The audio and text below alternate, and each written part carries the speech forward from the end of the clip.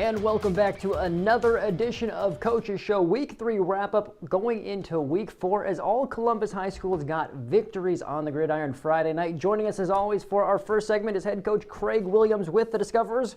Coach, how are you doing tonight? Doing great. Thanks for having me on again. All right, well, 2 wins in a row for the Discoverers. Not only a win, but a shutout going to Grand Island and taking on Northwest. 18-0 was the final score. Take a look at the highlights, but obviously you got to be pleased by your team's defensive performance, but also the fact that you got another win. Yeah, absolutely. Getting that W is the first thing that you got to hang your hat on. But the defense did a tremendous job, and really all night, Grand Island Northwest could not run the football on us. We went in, and knowing they could throw the football a little bit, they ended up with 250 yards passing, but it took them 54 attempts to get there. So when you look at that as a stat perspective, that's under 5 yards per pass and attempt, and that's going to win you football games when you can do things like that.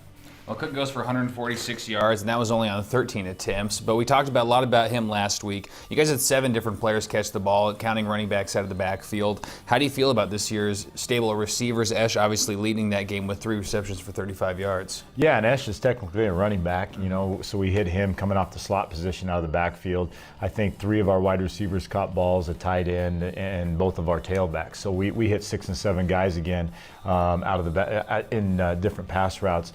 So, I think everybody's very unselfish. We're not looking to get the ball to anyone in particular. We're looking to take what the defense is going to give us. And in this football game, we felt like the weak side flats was a place that we could really attack with some bootleg stuff and just getting the ball and running out there. And it worked a couple times. I know Michael Cook ended up with 140 yards rushing also because he had one long run in there that pushed his numbers up. Well, Coach, it kind of seems like it's a habit anymore, Cook eclipsing 100 yards on the ground, and also the same for Wolf. What does that do for opposing defenses with this offense that has the weapons under center as well as the one you're handing the ball off to? Yeah, it really puts some pressure on the defense to have to prepare in different ways. They have to, when you have to account for the quarterback, it takes away a couple things that you would like to do on defense. And Michael, he's not the most powerful runner. But he's shifty in a sneaky way. He doesn't look like he's all that quick, but guys just have a hard time, squaring him up. And when he gets out in the open field, he can run. And he's getting more and more confident as a passer as well. And so you add those things together. You throw Wolf in there, and Alcott had a nice game as well. He had 10 carries for 48 yards in this football game also. But you throw those 3 things in there, and it's a nice they're nice complements to each other. Well, you guys are facing up against Norris this week as we look at some of these highlights here, and you saw one of those big Cook runs there. But Norris lost to Gretna in week 1, but then they come back to beat Plattsmouth 41-21 and Seward 35-0. I mean, those are just solid offensive numbers as far as scoring. How's the intensity been like for defense on the defense side of the ball here at practice this week? Well, our defense knows it's going to get tested, and we pride ourselves. We have all year on being the more physical team. I think in all 3 games we have been the more physical team, and I'm telling you that's going to be tested this week because Norris comes in and they are very, very physical on both sides of the football. They're monsters up front on the offensive line, going 295, 295, 300, and 295 across the front. And all those guys standing between 6'2" and 6'5". So, the defensive side of the ball, the run defense has been what we've been very, very good at. And, it's going to be a challenge for us this week to keep those numbers where we've been the last few weeks. And of course, you're going to build off this shutout performance where your defense gave up no points. Was this an expected result against GI Northwest, 18-0? Well, I don't think you ever expect to go out and pitch a shutout, but we knew that we could slow them down in the run game. We knew we were just going to have to try to keep them in front of us in the pass game. We were fortunate that we had a pick in the end zone there towards the end of the game, and we forced another turnover on a fumble. But that's been another thing that we've been very opportunistic on the defensive side. We've been winning the turnover battles in football games, and it's been showing on the scoreboard. When we talk about those big boys up front, they're obviously playing on the defensive side of the ball too. How do you feel about the intensity of the offensive line and kind of where they're at with the plays as far as it's a lot of technique when it comes to the offensive line and making sure you're getting in the right position? Do you feel like they're prepared coming into this game? Yeah, absolutely. We started on Monday morning when we were watching our film. We said the 3 things that we have to focus on this week, our overall effort, and our pad level, and we've been working all week on dropping that pad level and getting that thing down, and we got to drive off the football, and we do those things, and we'll be outstanding this week, and our kids are confident with it, and with those kids standing as tall as they are, and we're going to be underneath them a little bit. We're already underneath their pads. We just got to make sure we get as low as we can and drive as hard as we can. Well, of course, because of that big line, they're one of the top teams in Class B, Norris. What else do you expect to see? Obviously, they have those big boys to run behind, but is their quarterback, is he a dual threat running type guy, and the running back as well? I guess, what's the sort of scouting report besides that big line? Yeah, they're going to come at us offensively with 2 tights and a Maryland I, so they're going to have a fullback and actually 2 fullbacks in there and a tailback. And, the fullback is a lead blocker for them most of the time. I mean, they'll sneak the ball in there to him. But the other 2 guys are both averaging over 100 yards a game. They're outstanding kids. The middle guy there is a powerful runner, and the tailback, when he gets out in the open, just good night, because you're not going to catch him. He's outstanding, and the quarterback does a very adequate job of running the bootleg stuff and throwing the ball. I think they've only thrown the ball about 14 times all year, so it's not a big part of their game. But he does an adequate job with it, and to be honest with you, everybody's so geared up to stop the run that those kids are usually wide open when they run the bootleg. Well, when you talk about facing an offense like the Maryland I, that obviously is going to require a lot of effort out of your linebackers, and a lot of, when you're facing those fullbacks, you got to be dedicated. You got to play the right gaps. You can't fall out of position. How did the linebackers look this week in practice? They've been good, but you got to attribute some of that to the defensive line, because we've told those guys, you got to keep those big linemen off of our linebackers long enough for them to make those reads. Yeah. And so in practice, it's tough to simulate that size. So it's probably looked a little better in practice than what it's going to on Friday night. I think that's the case in every high school practice. But they've bought into it, into what we're trying to do this week, and they understand what they have to do. Now it's just a matter of going out and getting it done on Friday night. All right, Coach, just over a minute left. You got that double overtime victory against Bennington. You said you hoped that would sort of start the snowball effect, and you're well on your way, 2 wins in a row. How's the team feeling? Obviously, momentum is going in the Discoverers' side right now. Yeah, we've had a very good week of practice, and, we were talking earlier that the cool weather's helped with that, the rain. They like to get out and slip and slide in the mud, but we're going to be tested this week, and I think this is really going to be a measuring stick for us, and to see how we stack up against one of in my opinion, one of the top 5 teams in the state. All right, well, take us in the locker room quickly. What are you telling them before the game, going out on the field? Obviously need to be physical, but what's the pump-up speech? Play physical, play low, and play hard the whole game. All right, Coach, we'll appreciate you stopping in. Grant, any final thoughts? Well, I'm just excited for you guys to play again, see if you guys can get on a roll here. Norris is obviously going to be a big test for you guys. If you can get over this hump, do you buy pizza for the team on the way back, or for the way home, back to the locker room, or what? I think those guys, after the games, they're usually tired enough. They just want to go get a shower and relax somewhere. So. Well, it goes without saying, wishing the Discoverers the best of luck on week number 4 as you're taking on Norris. All right, thank you guys. Thanks, Coach. Well, Columbus going to take on Norris, looking to improve to 3-1. That wraps up the first segment here on Coach's Show, but do not go anywhere. We'll be back with head coach for the Lakeview Vikings in Kurt Franzen, and also wrapping it up with Tyler Linder and the Scotus Shamrocks. You are watching the Coach's Show live on News Channel Nebraska.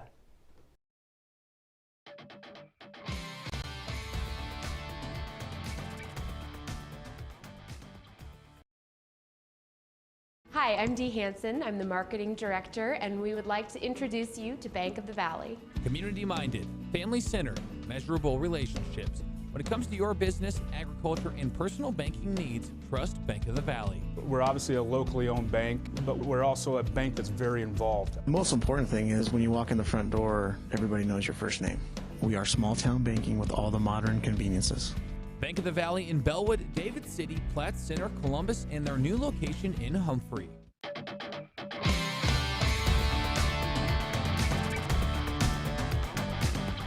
And welcome back to the second segment of Coach's Show here on News Channel Nebraska, live with head coach Kurt Franzen. Grant Otten alongside me. Coach, how are you feeling stopping back in, getting to hang out with us cool guys? Well, it's a great opportunity to come back again, once again, talk about our kids and talk about our big victory over Fort Calhoun. We came out and played a really complete game. We were able to get the homecoming win last week.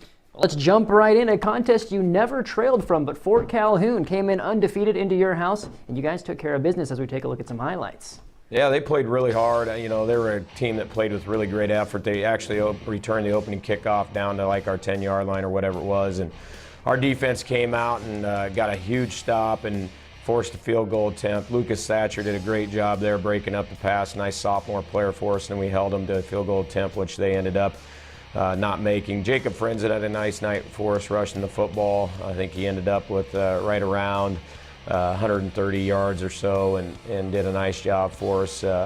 In the first half, he came out and really did a nice job setting up his blocks just like he did there and got down the sideline for some good chunks of real estate. You know, I was just really pleased how tough he ran. Cage Jansen got us on the board first with a field goal for us. That was a big field goal to break that scoring.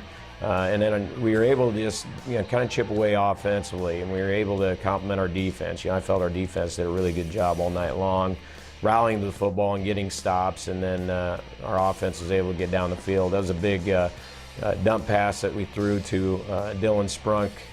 Jaden Johnson did a great job throwing the football and a big catch. And we continued to get turnovers from Fort Calhoun in red zone, which was huge. They would seem to get down there in our area, but then our defense would either make a big play, a big sack, a big tackle for a loss, or get a turnover.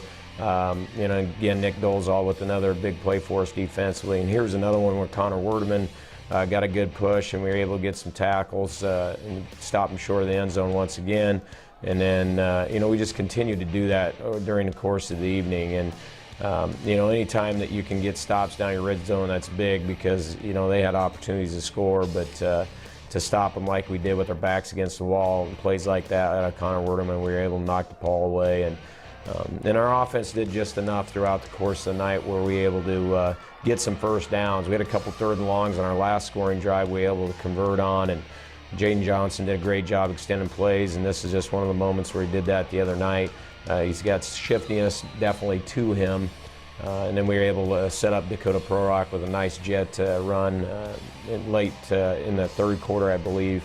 And that was a big score for us, and we got some momentum going there again, and up 17-0 at that point in time. We felt really good about where we were at, and you know, they kind of got to be one-dimensional then. They had a nice attack running the football with their zone scheme. But then once we were able to get that 17-point lead, get that extra score on the board, I felt like they were depending on the pass a lot more. So Coach Bargan, I think, turned the dogs loose a little bit more, and we were able to get some pressure on the quarterback. You know, you watch film, you'll see Zach Cobes a lot of times with three guys around him. He drew a lot of triple teams that night. We played some odd front stuff so we could get some more coverage guys, and he drew a lot of attention when we got in that front. But, you know, I was just pleased overall with how our kids came out and executed from start to finish. Fort Calhoun's a good football team. They played extremely hard. Their effort was at a high level. And we didn't win the game because of a lack of their effort on their part or a lack of talent. We won the game because our effort was where it needed to be. And the scoring rounded up there for us with a big safety. Dylan Sprunk and I think Zach Cobes had combined to get that safety. And that put the game pretty much out of reach. They were able to get a scoring drive going late in the game, and I think they scored with about 2 seconds left to get the game to the final score, which was 19-7. Homecoming also always a special night for the kids, a little bit more excitement. You know, I remember back when I played, I'm sure you guys as well, there's a little bit more of an atmosphere, excitement in the air. And Cole Tessendorf, one of your own, coming home with the crown there. But again, one of the people that are the sections that doesn't get talked about much is that line, and they've been developing pretty good for you guys. And Tessendorf, kind of a staple of that group. Yeah, Connor Werdeman and Cole Tessendorf are 3-year starters now, and both have done an outstanding job for us. They're first and foremost very intelligent players. You know, you can pretty much just get them going the right direction. They'll take care of everything else. They could probably coach the O-line if I absolutely needed to have them do that this year. And then Nolan Vierguts has stepped in at center, did a great job. And then a 2-year starter, Caleb Franzen, is one that has really come in his own. He started in our program as a linebacker and fullback. Now he's playing O-line and D-line, and he's just done a great job in both those positions.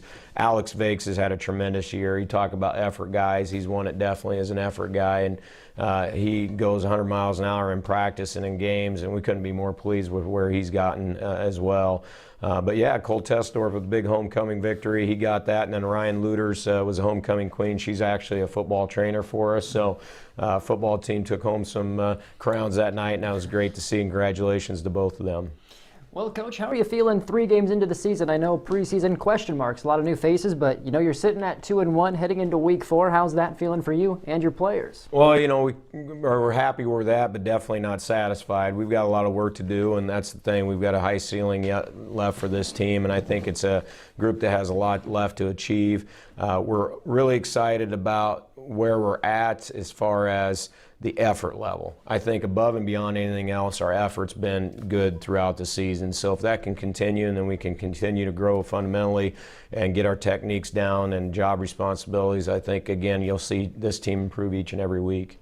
Dakota Prorock, you kind of mentioned him. You saw him in the highlights a little bit ago, 2 interceptions and a rushing touchdown. How big of an impact is he having on the field? Well, he's one of our faster guys on our team, and team-wise, we have decent speed, but he's the guy that definitely helps our team speed out, both offensively, defensively, and special teams. So we need him, and we need him to step up in the secondary, which he did and got a couple turnovers. I was really pleased with how he defended the other night. But again, offensively, we're going to try and get him some touches when he can. He's done a great job running our jet sweep for us this year. We'll continue to try and do that with him as well. But, you want your seniors to step up and play at that level, and he did that the other night and was a big reason for our victory. Well, Coach, undefeated a foe for the 2nd week in a row. You have 3-0 O'Neill coming up this Friday. What's the scouting report on the Eagles after they're coming off a nice win over Boone Central? Well, O'Neill had a great deal coming back from their playoff team that they had last year, and I know their quarterback had got nicked up towards the end of last year, and I think he was out for the last few games. And they have him back, and he's a tall, lanky kid that can throw and run. The thing is, they're very good in basketball. They're very good in football right now. They're very good in wrestling. Their football team is made up of, those basketball athletes. It's also made up of those, wrestler-type guys that are strong, hard-nosed guys that are going to be your fullbacks and linebackers. So they kind of have it all bases covered. They're not an overly big team. They're going to be around your 200 to 220 in the line, and they're going to be, running back wise in that 180 to 190. But I wouldn't say they're overly big or overly fast, but they're just athletic. And the thing about them is they play extremely hard. You can tell they care a lot about each other, and they have a pretty good team unity just by the way they take the field and how they play the game when you watch them on film. Well, when you look at Lakeview this year, and I think when people look from the outside, you guys are right there, right on the cusp of being the top tier in the class. You guys have beaten some opponents that are pretty solid. And talking about this win over Fort Calhoun, someone you guys played earlier, Norfolk Catholic, you guys just had a lot of mistakes in that kind of game, and this is another really good opponent in O'Neill. How do you think the guys are doing mentally to kind of prepare for this one? Well, we're going to have to not make the same mistakes we made a couple weeks ago. If we can come into the game like we did 1 and 3, and in those games where we're playing pretty solid football in all 3 phases, we can win the game. It's just going to be a matter of us making sure that we take care of our job responsibilities. If we can mix the great effort that we've had over the first 3 games and then continue to build on what we've done with our fundamentals, like I said before, I think we got a great shot going up there. But, we told our team it's not going to be easy. They're not going to just lay down for us. They definitely have high aspirations of being in the thick of things at the end of the year. We do as well. This game has big-time playoff implications here already in week 3, and we've made our kids aware of that. If we want to make the playoffs, we want to do some special things this year. These are the type of games we're going to have to win. And going 3-1 into district play would be huge. And that would improve our chances greatly of making the postseason. So, it's not quite a playoff game just yet, but it sure has that feel.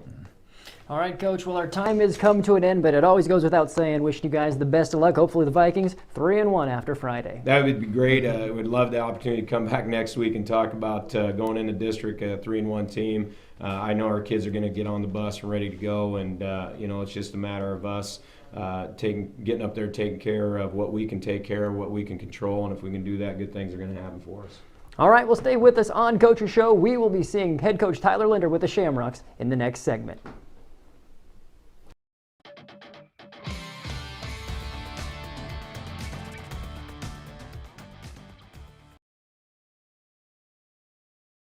At Home 360, they invite you to experience the difference by thinking outside the box when it comes to every aspect of flooring your home.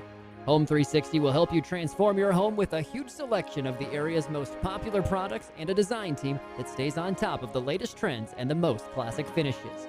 Give Home 360 a call today. Home 360 located at 2409 14th Street in downtown Columbus. If you can dream it, we can do it.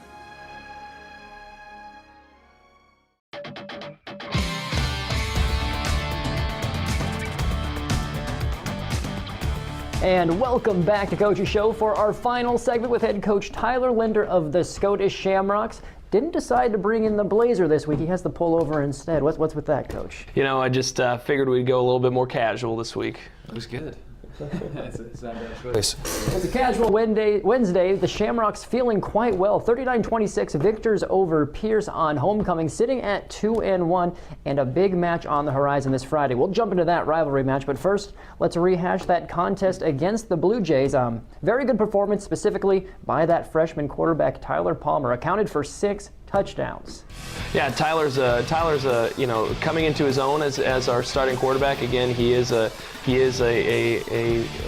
there is no such thing as a true freshman in high school football, but freshman nonetheless. And so he's doing a great job, as our signal caller, underneath the center. And so we're very pleased with his productivity, especially hauling in 6 touchdowns last Friday.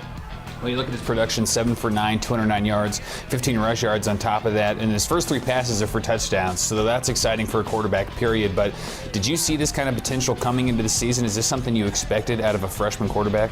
No, to answer that as frankly as I can. You never expect a freshman to score that many points, especially, in his third start. But Tyler's a unique guy. He's a very talented athlete, all around. We knew that, after his 8th grade year and even coming into his freshman year. But a lot of that is just a nod to the guys that are around him. There's 10 other guys on the field at any given time, and he can't complete those passes unless there's a line up front blocking for him, and there's receivers, doing their job and running routes. And a couple of those actually ended up being scrambles where he kind of had to, reverse the field a little bit, and it was very great awareness by his receiving core to kind of reroute themselves and find open windows, and Tyler, to his credit, found open passing lanes. So when if you would have told me that we'd have 200 and some yards of passing in a Pierce game, I would have called you crazy. But that's exactly what happened last week. And we saw a little bit of it against Bishop Neumann. Evan Shohan got a few carries in that contest, but he got quite a bit more against the Blue Jays, and that turned out pretty well as well for you. Yeah, Evan started out the season playing tight end primarily for us on the offensive side of the ball, and after a few injuries and seeing that we needed a little bit more of a physical running back, instead of necessarily a shiftier type of guy, we kind of gave him the nod and moved him back there. And against Bishop Neumann, he had a couple really nice carries, but last week we moved him there almost exclusively, and he ended up with about 127 yards on the ground for us. And so he's a dynamic player as well. He's kind of our rough and tough runner. And so we're excited to have him in that position, and he's really coming into his own as well. Dalton Taylor, 4 catches for 98 yards, and then you already mentioned Shohan, 127 yards on 17 carries. Are those numbers, obviously you mentioned passing, that's a lot higher than you expect, 200 plus yards at any time you guys get on the field, especially against a team like Pierce, but are those numbers for those guys that you can see being more consistent as you move forward here? Yeah, every team's going to have their playmakers, and the good thing is we don't just have one that we have to consistently go to. You have a 6'6" guy in Dalton Taylor that can catch the rock. You've got a 6'4", 210 running back in Evan Shohan. Matt Strecker is a dynamic fullback, and giving him a spill every now and again is Zach Byerman. You got Luke Jarecki, who's a talented running back, as well as Chase Newman and Anthony Cush. So we have weapons kind of all over the place, and that's kind of been our, kind of the feather in our cap the last few years, is we can distribute the ball really well. And the moment that you start keying on one guy, we've got other options. And so if we want to have the success that we want to have going down the stretch, we have to continue to distribute that ball and keep teams honest in all aspects. It really helps that we can stress teams vertically with, Dalton Taylor and, Tate Van Cannon having a great grab last week. And so, our play action passing game is a lot stronger this year than I think it has been in years past. And so that's really going to open up, the running lanes for Shohan, Jarecki, Newman, and company. So really excited about, how lots of guys are getting in the mix, and that also keeps, our players happy. That we're very diverse. It keeps kids invested, and they know if they want to get the ball, that they have to do their job on every single play, not just when their number's called. Well, Coach, your players are going to have to do your job every play this Friday. Number 3, Shamrocks. Number 4, Aquinas. It's no secret you guys are the big Catholic rivals in the area, and you're the defending C1 champs. They're the defending C2. They're also in C1 now. So doesn't take much to ask you, but what's going through your mind, what's going through the players' mind as you have this big one coming up this Friday? We're just excited. Anytime that you see SCOTUS, Aquinas, it's a big deal. Our kids have been locked in. They've been focused. We've had a great week of practice so far. We're only 2 practices in. Monday's a traditional walkthrough for us, but it was one of the greatest walkthroughs that we've been a part of, at least since I've been here at SCOTUS. Kids were locked in. We were flying around, having a lot of fun, and it was a little bit damp yesterday on Tuesday, and so we were able to go inside into an indoor practice facility and really take advantage of the time that we have with our players, and it was an opportunity to get kids healthy. This time of year, you got allergies and those sorts of things. So it's been a really, really good week getting kids, back on their feet, and we're just extremely excited to take on a talented Aquinas team, and it's going to be a battle, but if you want to be the best, you got to beat the best, and so we're really excited to play with a talented Aquinas team. Well, when you talk about your playmakers, Aquinas has some of their own. Napier, one of those guys, 167 yards on the ground. They had 405 total yards against GICC last week. What are you guys doing defensively to kind of game plan for their offense? Our defense, we run that 33 stack, very similar to what they run. We're a little bit more aggressive, I would say, with our defense than they are, but we just have to be very disciplined.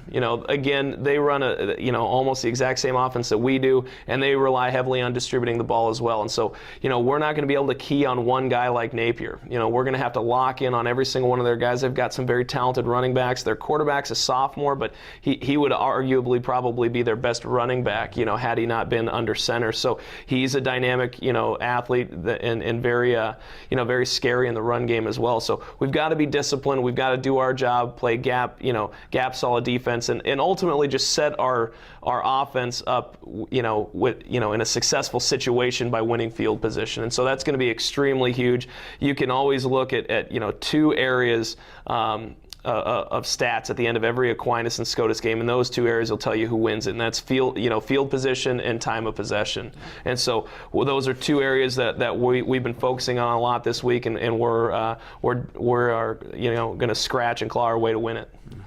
All right, Coach, we're getting close to wrapping this one up. Take me to the SCOTUS locker room. How do you fire these guys up? Do you watch a Remember the Titans movie? Do you do a Disney movie? Do you do something for Aquinas week that gets you guys ready to go, or do you need to do anything because it is Aquinas week? Yeah, you hit the nail right on the head there. You don't have to do anything. It is a huge game. Our kids understand it. It's an opportunity to go against a great team, and we also have a great team. So there's a lot on the line here. Not just, we're not in the same district, so district championships aren't in play, but, a win here gives you a boost in power points, and it sets you up, for future success in the playoffs and seeding that way. So, we don't have to say much, and our kids are excited, but I say it all the time, and it sounds cliche and kind of like coaches speak, but we're really business as usual. We're gonna prepare for every single opponent like we're playing for a state championship every single week, and our guys have really bought into that mindset. And so excited to take on the Monarchs this week, and really excited to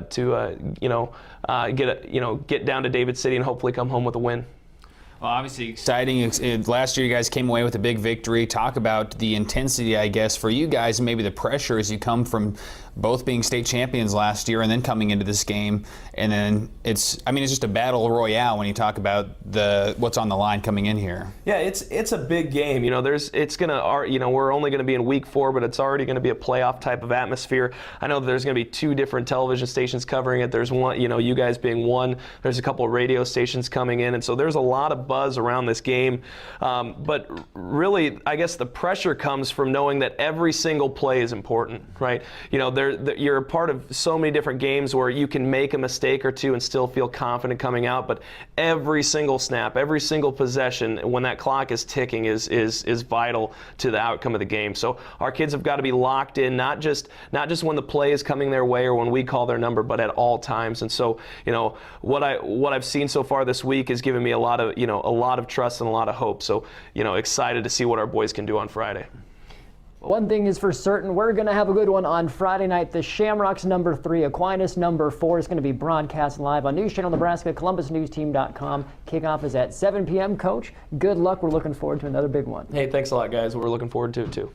All right, well, we will catch you next week on the Coach's Corner, live at 7 p.m. on Wednesdays. It also re-airs on Thursdays and Fridays at 6:30 a.m., 12:30 p.m., and 4:30 p.m. as well, so be sure to tune in. I'm Brandon Axman. He's Grant Otten. He's head coach Tyler Linder. We'll catch you next week.